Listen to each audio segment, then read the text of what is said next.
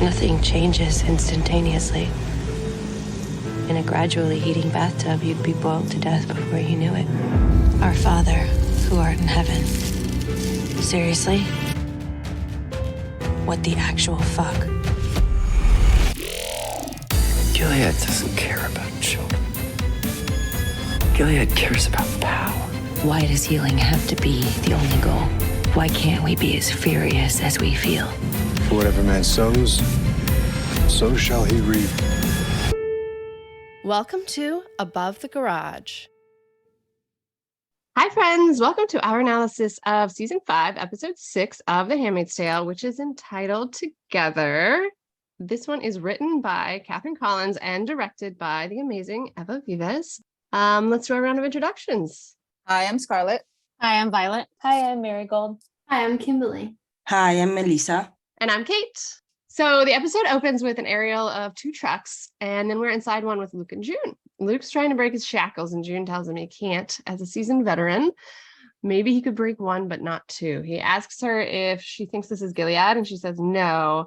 And how she knows that is it doesn't smell like Gilead, which I kind of liked. It's cool. Too many chemicals. Smart reasoning on her part. Luke's definitely having a bit of a panic attack, though, which is entirely understandable. And the doors open, and as June has done many times before, she's escorted out of the truck, not knowing what she's heading into. And I'm pretty sure this is the first time she's gotten her mugshots taken. So that's not a Gilead thing. And June asks who they are. She's trying to confirm if they're still in no man's land. And the guard, who looks really familiar to me, by the way, the actor, though I can't remember from what. And the guard asks her name. And when June tells him June Osborne, he says, no, you're ear tagged. Tell me who you're of. Disgusting motherfucker. That was upsetting for me. And June agrees. She emphatically says, fuck you. And they take them away. But we still don't know who these people are. Who you're of? She said nobody. She said nobody. She Smart. belongs to nobody. That's correct. Herself. I just had a note that June kind of eyed Luke, trying to see how he would react in the situation when they were in the van. It's like she was just waiting. She was observing him. I thought it was interesting. It's also interesting, like seeing the first time Gilead versus veteran Gilead, like reaction, like side by side. Yes. Because I mean, Luke is kind of like anyone who would be experiencing this for the first time. Right. Back at the Wheelers, Serena's real excited to go to her ultrasound appointment. Anything to get out of that house, which reminded me of June in season 1 after Serena locked her in the room for 2 weeks and how excited she was to walk to the doctor, but Serena didn't let her. I hope Serena's remembering these scenes as well as we are right now. But anyway, she's getting a taste of her own medicine when Dr. Landers walks through the front door and announces she doesn't have to leave the house for the ultrasound. That's not creepy at all, sir. And we get the awesome shot of the stairwell again as she starts climbing up the stairs after him, looking completely, very uncomfortable at this point and straight up terrified when he opens the door to the full birthing suite. And Yvonne's reaction is just perfect. Yes, it's incredible. I had no idea that this was up here. And the Wheelers arranged all of this just for me. And there's something about the doctor that I really enjoy. Like, I think it's how normal and nice he sounds while conveying this terrifying, disturbing information. Oh God, and then he suggests perinatal massage in his completely normal tone. Serena looks like she's in a horror movie at this point, which she basically is. And I wonder if they considered having Mrs. Wheeler in here, like Serena with June at her ultrasounds. This whole scene is so hard to watch. He asks her out to dinner at the end while she's still on the table as his patient. It's so cringe. I was surprised, though, that he offers to have her at his house. I actually thought maybe she'd take him up on it to get out of that house, but then he calls his maid a Martha, so I guess what is even the point? Who are these people? Is there like a whole community of them? Apparently so. Yeah, I think so. But who would willingly be a Martha in Canada? They don't have to be a Martha. They might just think they're maids and like they secretly call them Marthas. I don't know. Yeah, like at that point, that's probably the case. And they're like, whatever, they pay me. I mean, I'm assuming they pay. I mean, there's also like the group of people, the sympathizers in Canada that want that lifestyle. So maybe they would willingly do it. Like a few of them, I don't know. I bet there would be some like role-playing takers. Yeah, that would do it. I don't know. When he said they understand how valuable you are, I thought that was really creepy. But obviously, you know, that makes sense because that's basically why they've put a whole suite in their house just for her. He also says her blood pressure is a little high and it would be good for her to stay home for a few weeks. Now, I know that women who are pregnant often get high blood pressure. But in my mind, I was just thinking, is he making that up just so, totally. like she is on bed rest for a few weeks and she doesn't have to leave the house? Yes, I think 1,000%. That is exactly what he's doing there. Another creepy thing that I noticed about the scene was there's a lock on the door. I don't know if you guys Oh, saw it yeah. too. No, I didn't. I was like, that is effed up. Like, They focused on it a lot, and you even saw the brand of locks. I was like, damn, Yes. are they putting like branding in like for Handmaid stuff to like buy locks? Like it was really obvious.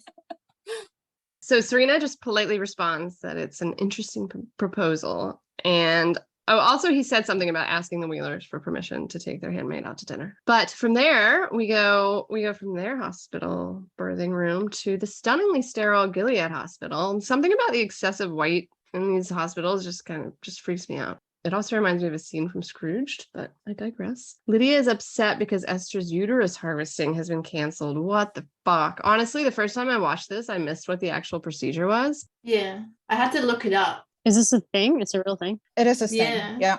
Is it like a transplantation? Because that's what I was Yes. assuming. Okay. Yes. Yeah, I wasn't sure if harvesting meant like creating a lot of eggs and taking them, but no, you transfer the uterus to wife, presumably. Which is weird because you have to still have IVF if you do a uterine transplant. So why don't they just take her eggs and leave? I don't get it. Yeah. Yeah. I'm no expert in the field, but it doesn't sound like the best option for harvesting her eggs. I don't know. But it definitely sounds like the most horrific.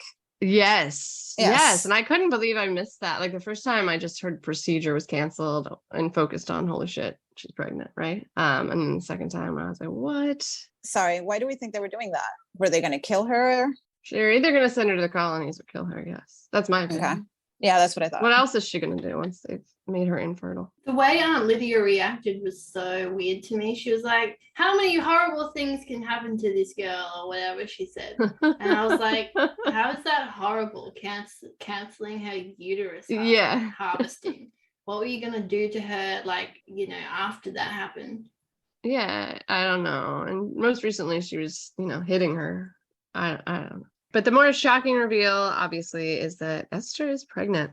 It was not just a disgusting truffle feeding in Putnam's office after all, but I'm glad the show stopped showing us the rapes at this point. We get it and don't need to have that. And as usual, Ann Dowd deserves all the awards. Watching her take in the news was fascinating. This girl that she most recently, slapped while she was laying there unconscious is now a pregnant child victim of rape, which was Lydia's goal anyway, but Lydia being Lydia, the way it was done totally changes that for her. And while she's being much more compassionate and kind with Esther than she has been with her girls in the past, she still can't help but ask a victim, shaming question. On the day of the funeral, you had a private audience with Commander Putnam. Now you can tell me the truth. There's nothing to be ashamed of. Those were surprising words coming from Aunt Lydia, but she still continues. I need to ask you, did you behave in a way that might have, even unwittingly, invited his attention? And when Esther shakes her head and says no, Lydia pushes again. God knows our truths. And Esther reiterates, I didn't do anything. He raped me. And Lydia is disgusted. That's terrible. That's terrible. She apologizes repeatedly, and Esther just says, no, you're not. They all do it. They do. You're not sorry. And Aunt Lydia's like, oh, you're just tired. You need rest. And Esther absolutely loses her shit at this point, and it's amazing. McKenna Grace is fucking incredible in this scene. She's screaming and fighting her restraints, and it's like a scream of absolute horror. It's like a horror movie vibe, basically. And I wonder how many takes she had to do that in. It would have been like... Her voice would have been... and broken by the end of that. Yeah. McKenna Grace is so good, all the time. But in this scene, especially when she said, no, you're not. They all do it. They do. And then she just looks at her like, you're not sorry. It was just, it hit me so hard. I was just like, wow. And it's so fucking true. And nobody says it to her. And I'm glad that she did, I mean, yes, but Janine's been saying a bit of it to her. She was like, huh? What? I know. She's so good at that. Dare you say that to me? The obvious fact that this happened one day before she was supposed to be purchased for this exact purpose. Exactly. She was supposed to be handed over to him the very next day to be raped. And it's like, Lydia seems so shocked about that 24-hour difference. Yes. And I like that that's highlighted throughout the episode by multiple people. It wasn't a justified rape. So that's the difference for Aunt Lydia. air quotes. Right. This is the second time that on Lydia see the reality of what men do in Gilead, and that no matter how much power they have, they don't wait until the ceremony. So it's not a religious thing. It's related to taking advantage of what life allows them to do. Right. So they will take They will take as much as they can and push and push. exactly. Yeah. Yeah. And but she did Yeah. see this before with the exact same motherfucker and Janine, right? On the bridge. Mhm. She's Exactly. talking about like blowjobs and shit. And it's like, But the system is so perverse yeah. that Janine was his handmaid, but now Esther is not yet his handmaid. There's some ridiculous distinction there for Yeah. her. Yeah. Yeah. It's also a reflection of Lydia's incapability of, air quotes again, protecting her girls. No matter, like, for her, if the girls follow her instructions, they're supposed to be protected by God. And Janine was following her instructions and wasn't protected by God. So I think it's easier for her to like take the blindfold of the justification of her eyes and kind of realize how fucked up it is. Right. Also, in this scene, there was the "Do you understand me?" from Aunt Lydia. Oh my We have God, to add Kimberly, that are to you the keeping a tally? I think we need to. We're gonna start next year. We do a rewatch just for "Do You Understand Me?" Yeah, it'll take a while. It's so many. No, but I love that you don't miss any now. Like you really zero in on them. Yeah. Yeah. So then, like you were saying, Scarlett, this is new. What she does next, she goes directly to Lawrence to tell him about this crime, and she's appalled when Lawrence is underwhelmed. So he raped her one day before he was scheduled to rape her. What am I missing here? And again, this is just him pointing out to Lydia that the system she pretends is so holy is just fucking rape, and it always has been. And she maintains the ceremony is sacred, is blessed by God. And Lawrence just says, right.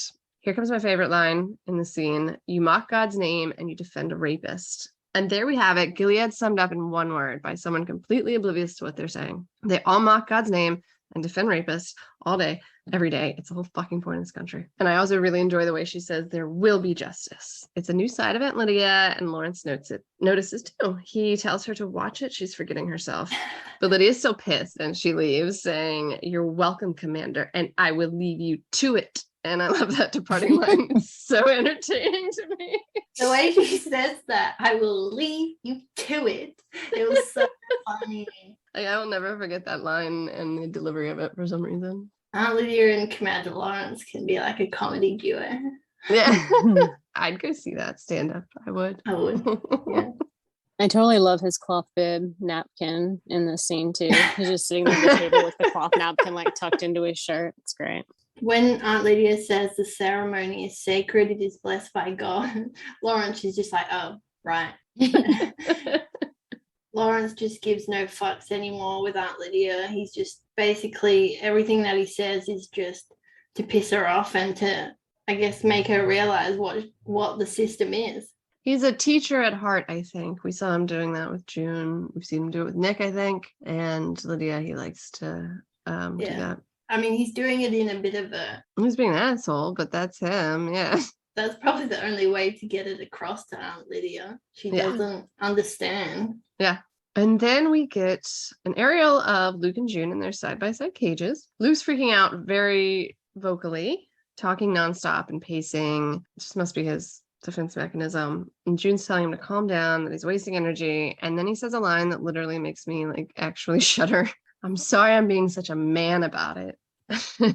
Let me just stop here and ask you guys what you think of that line. What he means by it. Is he being self-deprecating, hopefully, or? I think he is. Yeah, I think so. I think that he's like doing like one of those non-apology things where it's like he's excusing the behavior because that's how men act, or that's how he thinks men are supposed to act. I think he is kind of like calling attention to it in like a, oh, stupid men or whatever, but he's also kind of lumping everybody into this category of like, this is how men act, and that's what the excuse is for how he's behaving. I think he's scared, and because he's scared, he's trying to act like he's not scared because he's a man, and he's not supposed to be scared. He's supposed to be the brave one in the situation, but it's normal to be scared, but it's not normal for men to be scared. We expect him to be proactive, and in real life, he's not proactive because he's never been in that situation. It's okay to be scared. But it's a contrast to June, who's been in that situation, and she's like, you need to calm down. Yeah. And she's not scared because he's scared. So she knows that she has to be strong in this case. And she wouldn't be anyway. I feel like in this case, she'd always be kind of how she is here because she's used to it. He continues, though, asking her how many times she's been in this situation, and she probably underestimates, saying a few. And when she tells him sometimes the box is a lot smaller than this, he starts yelling at her. That's crazy. That's crazy. But he keeps going until June finally yells at him, stop, please. And she continues, I survived, right? I survived. So just stop. He apologizes, though, and explains he's being this way because he feels useless. He wishes he could have been that kind of guy that would have come got you. I wish I could have been with you through that. And June tells him he was with her, and it works, and he's calm.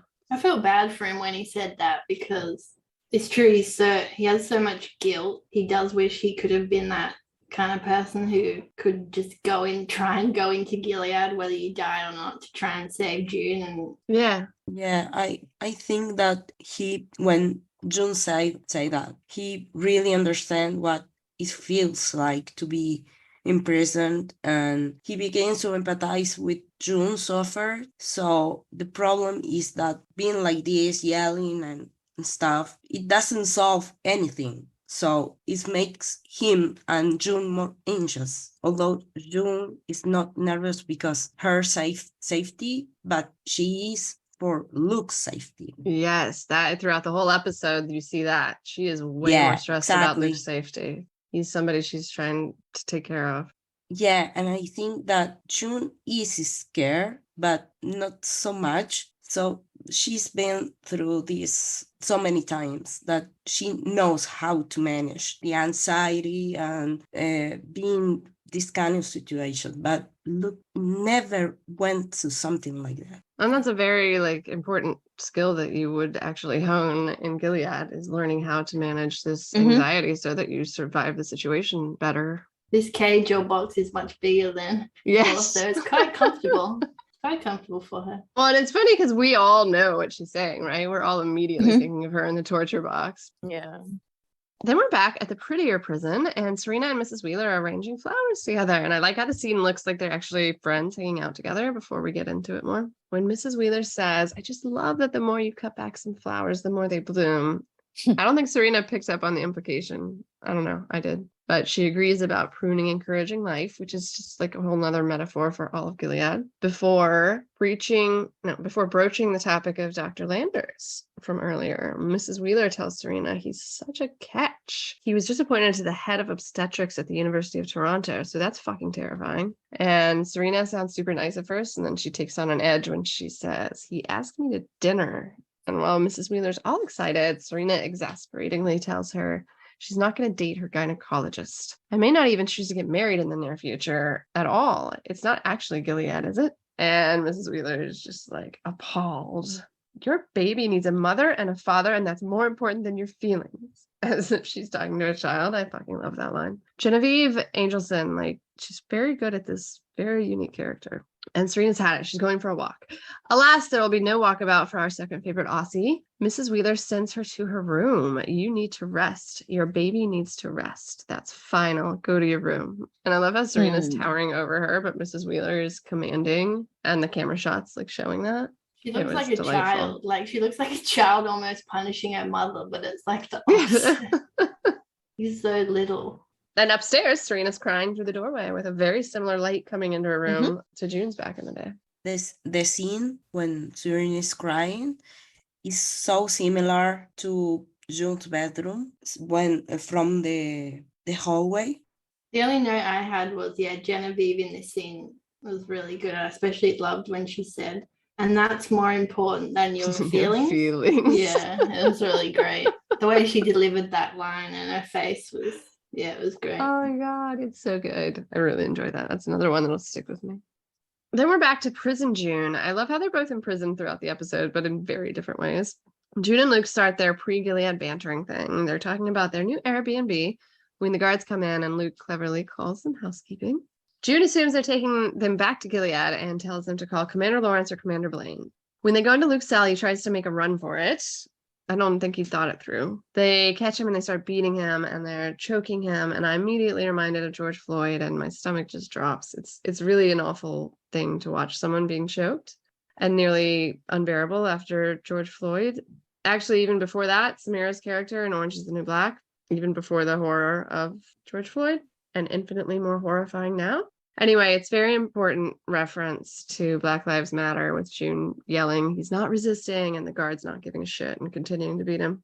I have to wonder how hard this was for OT to film, too, being a person of color and filming such a horrifyingly relevant scene. Jude's telling him it's okay when we fade out of consciousness with him.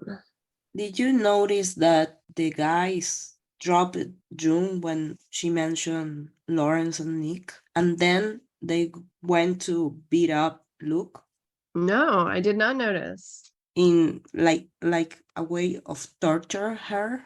I Right. Right. think. That's what I was thinking too, because I feel like people keep coming to the realization that that's how to That's get usually to June. June. Yeah. Yeah, it's like do something to somebody else because she's going to keep just being like defiant stubborn, and right. not caring if you beat her up or do anything like that to her. The But way as to soon hurt as her she is to hurt other watches, people. yeah, exactly. So I think that to me, I kind of read that as like them being like, all right, well, we're not getting anywhere with her. Let's go beat Luke up. Yeah. The way that it's shot through all those like cage, you see like the perspective of the cage walls going down like, behind them and in front of them, and it's just there's like all these layers kind of blocking them off from each other and blocking them off from like the rest of the room, but it's also so open and the light coming through the windows, and it's so cool. Yeah, it's very cool the way that's set up and the way they shot it, and the overhead shots too, which they do a lot of obviously. But And I believe it was the largest lighting undertaking of Handmaids to date, lighting this warehouse, which is called the Hearn, I think. And I saw that on a cinematography site, as well as we interviewed Nick Daly, actually, and we discussed the scene. It was very interesting, which will come out sometime after episode 8, so as not to spoil anything. But super fascinating, the making of the scene, and it really came out amazingly on screen. Then we're with the two people June wanted to call and the disgusting Putnam. Another cool aerial shot, though, of the trio of them and their glasses as they toast Putnam's disgusting virility. Lawrence comments, to think such a quick and impulsive act could have such huge political implications, and Putnam jokes about his prowess. Well, not so quick. Putnam further rubs in his victory rape, telling Lawrence New Bethlehem is dead. And once again, I physically shuddered when Putnam says, I didn't do this with any thought of how a baby could impact my stature. Can you believe it? It feels like an even greater blessing. And Nick is pissed. He can hardly hide it. Lawrence keeps his cool and tells Putnam he imagined him as more of a Jezebel's guy instead of a quickie behind a desk before a funeral. And Putnam hits back, I'm surprised you could imagine either, considering your pious nature. What's even the point of being a commander if you don't enjoy the spoils of your position? And then Putnam exits, leaving a disgusted Nick looking at Lawrence. When Putnam says New Bethlehem is toast, and then Lawrence says it's a good learning curve for Nick to see when you get outplayed, I was like, well, this is going to come full circle. I was looking for the meaning of mirrors in movies and television, and I found this, that mirrors have been used in a large numbers of films to represent changes in the character or to illustrate clearly what happens with the character. So for me, this is related to what Nick experiences right now. He knows that what Putnam did is wrong, but I don't know if he could do something more active about it before. So it's interesting. He's looking for that moral compass that June was at some point. And I don't know if he trusts Lawrence for that. I think the conversation was kind of like a double conversation. That's the way that I took it. It was like they were trying to get him to confess what he had done. They were trying to check if what Aunt Lydia was saying was true. And obviously Putnam was going to brag about it because he's a piece of shit. But it was interesting how it could be taken as, was this a political move? Because in the past episode, we saw Putnam and Lawrence talking about New Bethlehem, and it was also not like a friendly conversation. Or was it more of a moral conversation about what they were going to do? Or was it both? So I thought it was interesting how it played out. All of Nick's expressions in this are very layered and telling. And when he's at the mirror and looks over the last shot of the scene, it's like you just know, like, all right, something's gonna go down.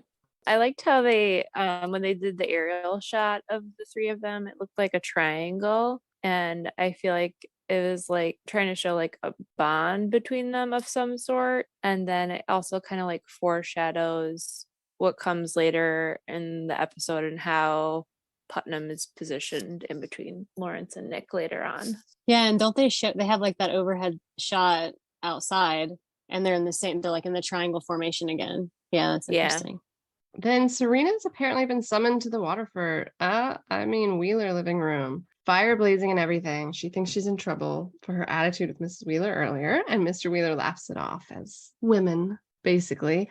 It's very reminiscent of Fred's trouble with his wife and his handmaid, I guess. But no, he's called her in to give her some pretty big news, though he drags it out. He wanted to see her because June Osborne was apprehended today by one of his teams in no man's land. But anyway, he tells Serena that June was captured with her husband, and Serena doesn't have to worry about June anymore ever again. She can just focus on her baby and her bed rest. Serena asks what's going to happen to June, and Mr. Wheeler says he's going to send Ezra to no man's land and have him deal with her, like what she did to Fred. And Serena tears up. Is that out of concern for June, do you guys think? Bit of both, I reckon. Yeah, this part and the next, I think there's a lot going on Yeah. with Serena, like plotting what she can get out of it. Right. I feel like she's not doing that yet. So that's why I was wondering if those tears were at all June focused. I think it's kind of a similar thing as to what June goes through, where she wants to kill her, but then she doesn't. It's like there's this back and forth between wanting, like, I don't know. And also Serena's going through a lot of stuff that June went through. And so she's probably starting to see a little bit how things were. And I don't know if empathy is quite right, but she's feeling something. It's like she probably doesn't even really know. And it's just kind of a subconscious reaction. Do you know what I mean? Like she's feeling something about it because the threat of June dying is like very real and it's probably going to happen. So she's like, okay, what do I really think about this? And it's like when you're like, it comes out physically before you really understand what you're feeling. I kind of saw that too in the dinner. And, you know, when they were talking about June, Mackenzie was talking about June and she had a reaction. She wasn't really enjoying what he was saying. I mean, there was enjoyment there, but there was also something else. So I kind of remembered what you're saying kind of reminds me of that scene too. Yeah, definitely. Did anyone get reminded of the Waterford's house or maybe Lawrence's house? I'm not sure, when Serena hasn't gone through the door yet with the patterned glass.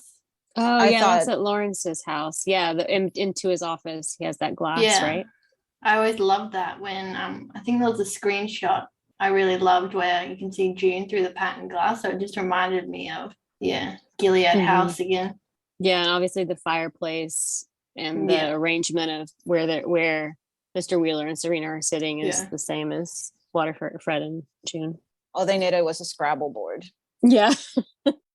Mr. Wheeler says he could send June to Gilead like he does with the others. So I guess yes to the slave hunters, but he doesn't trust them to actually deal with her properly, which is fair after many years of her plot armor in Gilead. And Serena says, of course not. She has too many sympathizers there, which is an interesting admission because that means more than just Nick. How does Serena know that Lawrence cares for June?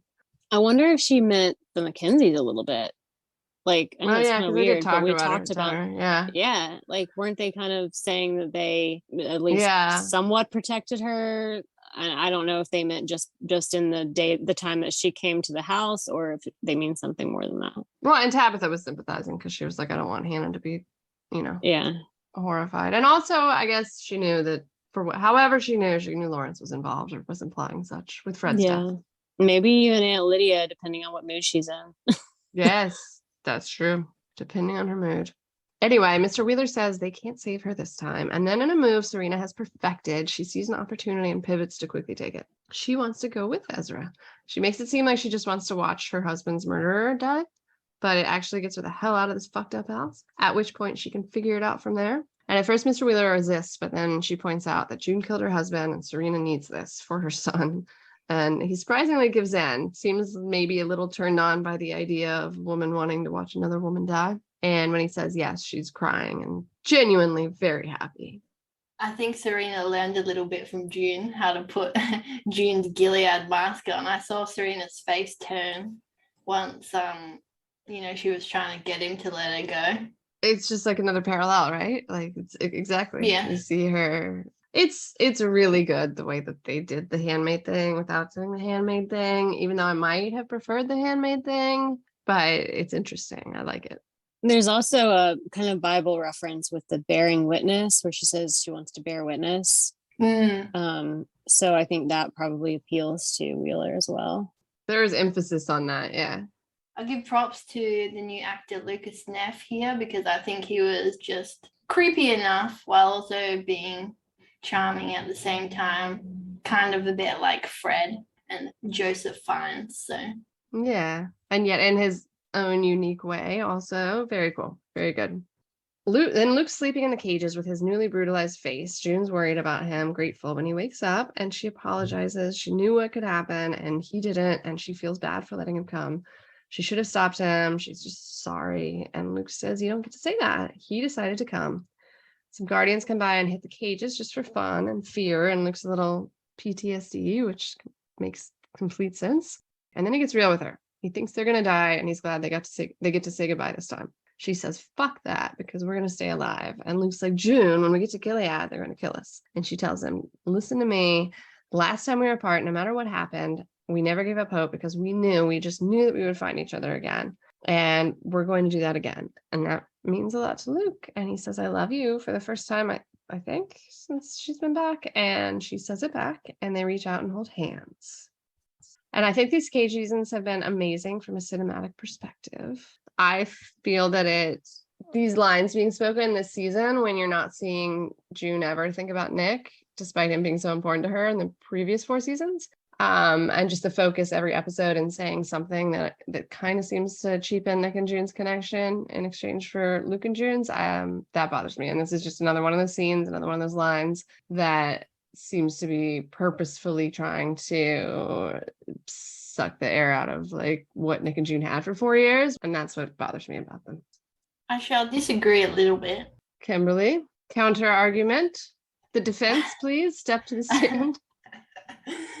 I don't think it cheapens it at all, just because I would have actually been mad at June if she hadn't have reacted this way, because as far as they know, they're about to be killed, and Luke's just been beaten to a complete pulp. And obviously June loves him regardless of her love for Nick. She's always going to love Luke, whether that's as a friend, as Hannah's dad, but I think what she said here, I mean, it's true. They did never give up, especially, she never gave up wanting to, get back to him. But also, obviously, she would have wanted Hannah with them. Yeah, I mean, she specifically chose not to go back to him for a very good reason. Hannah, I just don't think that she was as driven to get back to him as they're trying to sell this season. Exactly. And she should have mentioned it more like a family thing, which I know was what Scarlett and I were talking about too. Like, yeah. It didn't bother me that she said she loved him, because I completely agree. Like, they love each other, but I felt like they were trying to make it into this like epic romantic moment between them. And to me, that validates what Kate was saying. Like, it just feels like, it's a retconning of like the last 4 years of the show. Because it's like, this whole time she was just thinking about getting back to Luke. No, she was thinking about getting Hannah back to Luke, but she wasn't thinking about her getting back to him. Think about the situation though as well. You have to think about they're about to be killed. Right. But what I'm saying is it's not this line alone. I'm fine with her saying this while they're dying, or, they think they're going to die. I'm totally fine with that. I'm saying it's the season cumulatively and every episode having a line like this and her not thinking about Nick at all. And but she's never thought of Nick ever. Oh yeah, they never tell us, and I don't know. Yeah, like they why. never show flashes like they do with Hannah. Hannah especially. Obviously, Luke's usually there, but the problem for me is pretty much the same problem as everybody has. Like, and when she started talking, she reminded me of how she was talking to Hannah in 210. You know, obviously I do understand that they're in this position where they are going to die. And I do understand that June has a lot of love for Luke.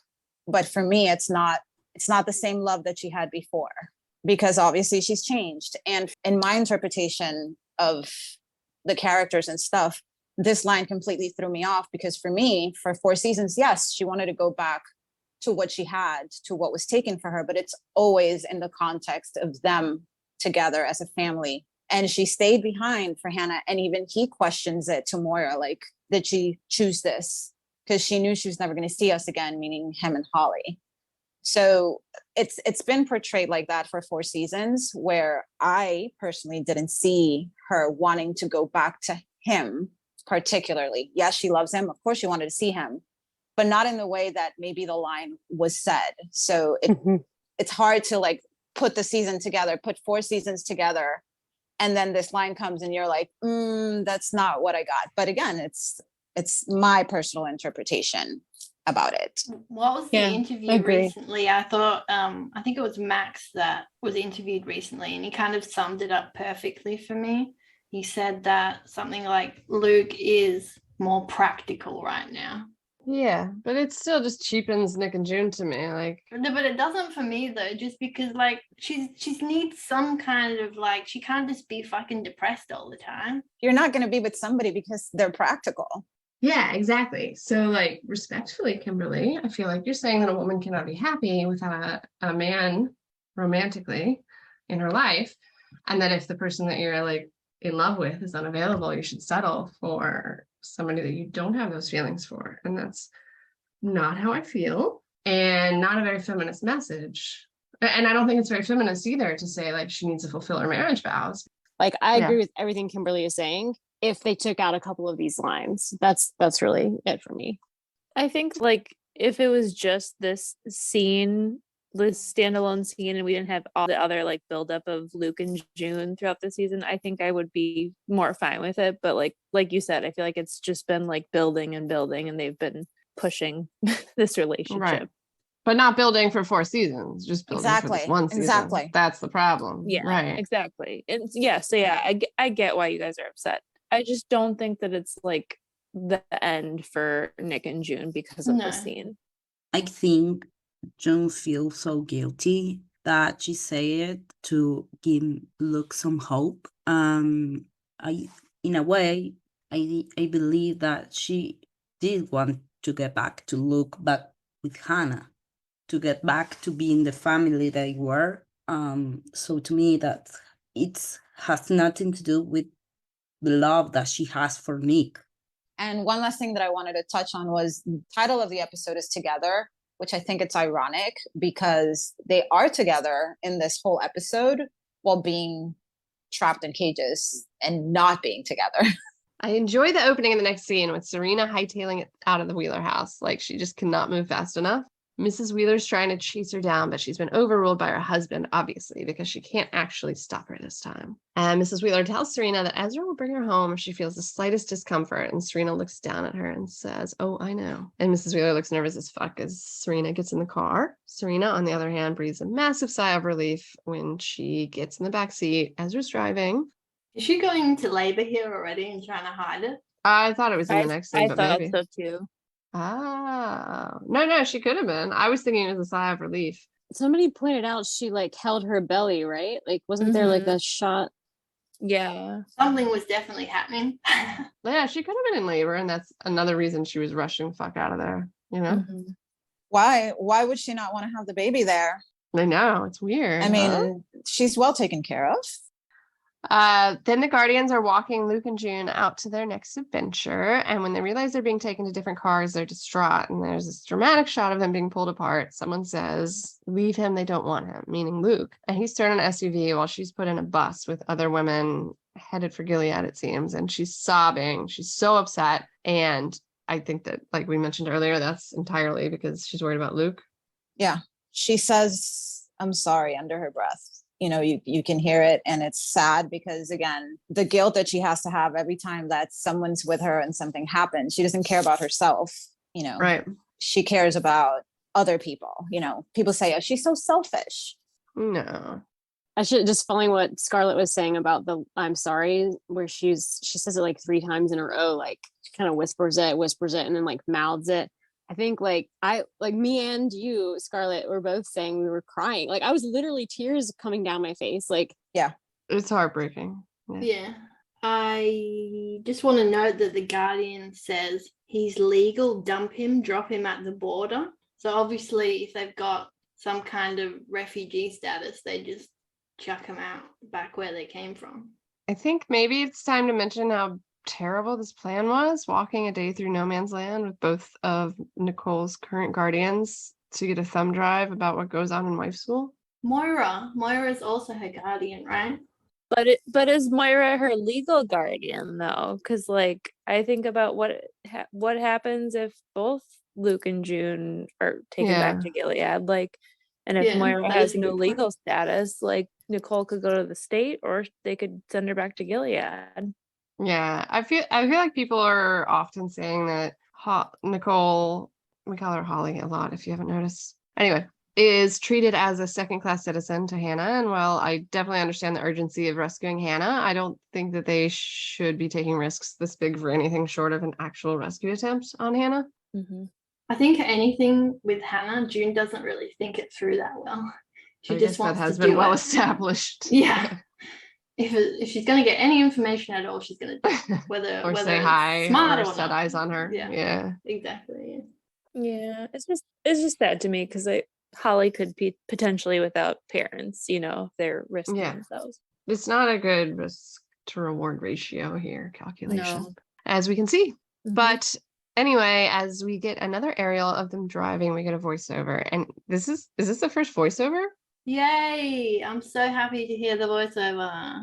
No matter how many times you've thought about your own death, I don't think it happens exactly the way you expect. There's always a curveball, some strategy you didn't fully think through, an enemy you didn't see in time. No matter what you do, the end is always a surprise. So that feels fairly foreboding. And it goes from June on the bus to a brief moment with Serena in the car. Something is definitely going on in the belly now. And then we're at brunch in Gilead with the Putnams. Is this the first restaurant we've seen? Yeah. Outside of DC. I guess there's a restaurant in DC. I think so, yeah. I was like, there's something different about, oh, right. Never seen them eat in a restaurant, but it's a very cute place. I'd go there. And everybody's staring at them. And Naomi would like to know why. Warren's idiotically, like, super proud. The word has gotten round, and she knows him well enough to seem to know it's something she's going to hate. Why? What did you do? And his last words to her are, something you will thank me for. Not likely, you disgusting fuck. And suddenly 3 guardians approach him quickly and tell him he's coming with them. And he's not even taking them seriously. He even tells them they're disturbing his meal before they grab him roughly and drag him outside. Naomi follows way quicker than I could in those heels. So something you'll thank me for? Yeah. That makes me laugh now because I'm like, maybe she is glad he's dead. Well, yes, not for raping, but yes, the death Yeah. part. So interested to see what happens to her now. But anyway, she's demanding they unhand him right before they throw him to the ground on his knees. And then the shot is from his perspective up at Nick and Lawrence.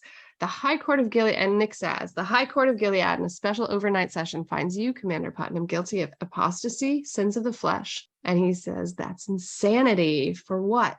The rape of unassigned property. She was my handmaid. She belongs to me. The eyes of the Lord are everywhere to keep watch on the wicked, Lawrence replies. I didn't look up if that's a real verse. Anyway. Yes. Okay, thank you. And his final words of protest, all of his words of protest have been a lot like Fred. Fred called it insanity, lunacy, yelled, I have a son. And in similar fashion, Warren's final words are, I have a baby, right before Nick reaches into his pocket. And you don't even see the gun until you see it from Warren's perspective, which I think is a cool shot, right before Nick shockingly blows his brains out. And Warren collapses on the ground onto the wings of Gilead. And I love this aerial shot of Warren dead and bloody on the wings here. Yeah, the whole scene is great. I love when they do the close-up of Putnam's face and Stephen in this scene, who obviously plays Warren. It was a great, I mean, if you want to go out on a scene, I reckon this is a pretty good one to go out on because his acting was chef's kiss. Chef's kiss. Also, it was interesting to go in on this scene because it was Eva's first scene ever filming because things got rearranged for scheduling. So interesting that her first scene is his last scene. But then she filmed earlier scenes with him, I think. Just to confuse things. The Bible verse that he says is Proverbs 15:3, which is from the Old Testament. And I noticed that when he says, to keep, first he says the eyes of the Lord, which, is an ode to the eyes. The eyes of the Lord are everywhere to keep watch on the wicked. And he's looking at Putnam. And then when he says in the good, he looks over to Nick, which I thought was interesting. I was talking to Melissa about, Nick's 86ing commanders, but we've seen throughout 4 seasons how he's been involved in, there was Guthrie, there was Cushing, there was obviously Fred, and now there's Putnam. So there's kind of like a sequence there that's quite interesting. I like that, especially when people sometimes forget that he has done a lot of good inside Gilead, getting rid of the worst. I think, people are going to probably go back and forth whether this was kind of like a political move or a moral move. But I think that because of the conversation that happened earlier and Nick's reactions to what Putnam was so disgustingly saying about Esther, we can tell that for him, maybe it was more of it had to do with that, we also know it had to do with Lawrence wanting to 86 Putnam for New Bethlehem. Mm-hmm. I wonder how much is political versus personal for Lawrence. Then we're at Nick's after yet another commander killing, but this time Rose is not as cool. In fact, she looks quite upset as he walks in and asks if she's okay. Not really. And you can see his exhaustion with everything as he sees he's got something else he needs to deal with her and her feelings. He doesn't seem to really want to know, but he asks if she can tell him what's going on. And she says, you already know. He shakes his head and tells her she shouldn't be worrying about Lawrence and Putnam. And she gets to the point. I'm worried about what kind of person this makes you. And he repeats that under his breath. But he walks over and sits on the couch with miles between them and responds, this makes me the kind of person that will do whatever it takes to make Gilead a safer place for our child. And then she puts her hand on her stomach and it's obvious that she's pregnant. She says, are you sure that's who you did this for? And he says, I'm sure. And the camera pulls back as they sit there unhappily. I agree with Rose that it's disturbing for her how these actions turn Nick into a killer. I don't know if we have seen Nick killing someone as this, so I have mixed feelings about it. See, I don't understand it necessarily because he raped a fucking child and you're going to have a child and you don't want that child raped, right? So I feel like it should be even more easily understood than Fred, who she doesn't really understand that backstory. I don't know. I feel weird that she's so freaked out by this. I think it's just him doing it, right? Him directly. He had the gun, pull the trigger, versus going through some kind of procedure and then somebody else does it. I don't know. I think it's more just that he's somebody who's able to physically murder someone. But doesn't she know? What does she know? I would really like to know what she knows about Fred, I don't think, he's never done that before. Yeah, he did basically do it, but it's still, there's a line crossed, I think, here. I agree with it. He should have done it. I'm glad he did it. Yeah. Also, everybody knows now. Oh, and that's also true. Yeah.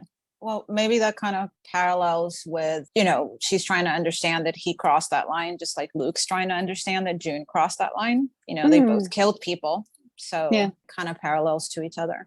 Yeah, I also wrote that note. I like that it's Nick and June are mirroring each other in their relationships with their current partners, of how their current partners are questioning the people that they've become and if they can truly love them.